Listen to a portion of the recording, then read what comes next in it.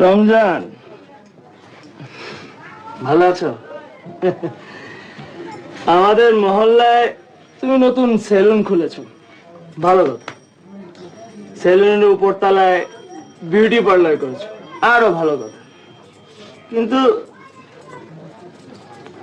সেলুনে মানে ওই বিউটি পার্লারে যাওয়ার জন্য সেলুনের ভেতর দিয়ে গোপন রাস্তা, আর ওই বিউটি পার্লারে কি কাজ হয় বুঝলাম না। কি বলতে চান আপনি?